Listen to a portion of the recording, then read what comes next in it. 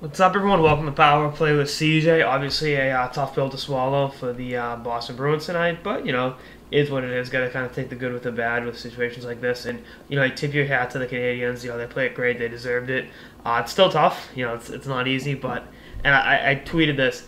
PK Subban got to stop being so damn likable. I can't hate him. I can't find it in me to dislike the kid. He's a guy. He's 25 now.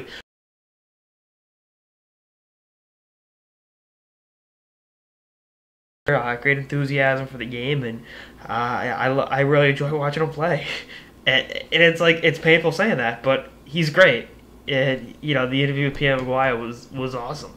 And you can't dislike the guy. He's got that. Few athletes have that. I know Magic Johnson did. I'm trying to think. Everyone liked Brett Favre. I hated Brett Favre, so that doesn't work. And that's what I guess Derek Jeter is a certain degree. Guys that no matter what you look at them and you get near to wear a grin watching them play because they're awesome. They play with enthusiasm, and they enjoy what they're doing for a living. But back to I'm gonna stop kissing PK Subban's ass. I might have to do a whole piece of that, just how much I love PK Subban. But back to the Canadian, back to the Bruins. It's gonna be a tough offseason. There's going to be some moves to be made. There are guys that underachieved drastically in the playoffs, and they need to be, held accountable. And that means, personally, I'd get on the phone with Winnipeg and start making an Evander Kane trade. I'd center it around Marchand, Butowski if they want Morrow or some other player in the minors. Go for it, but. Definitely get on the Evander Kane trade, and I've said it ad nauseum. I think he'd be a great fit with the Bruins, and I think that the Bruins as a team would embrace him and then show him how to play the game, right, and really got to get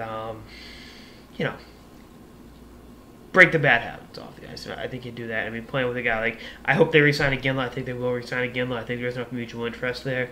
I think he enjoyed his time here, but that's that. And I think for a guy like Evander Kane, having Milan Lucic who won the World Cup with him, and Joe McGinley in the locker room with him, additionally like Chara and those guys, and will definitely help him, in terms of growing up and becoming a better, more mature kid. And it's important to remember Evander Kane's still only 22 years old, so there's still a lot of upside for him.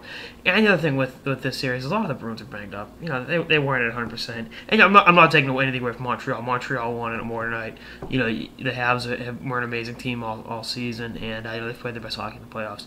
And Carey Price has played amazing. And look at the way PK Subban and the guys around him have played. It's like is what it is. And plus, the thing is, Montreal was the only team that decided to go after Thomas Vanek and were willing to part with assets that really weren't a lot. That could have helped them.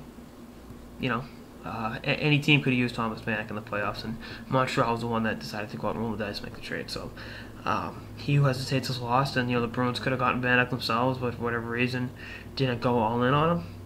And here we are. I'm not going to say that would have made a world of difference, but bottom line, I think an Evander Kane trade gets done. I think likely Marchand gets traded. I think they'll trade Lucic.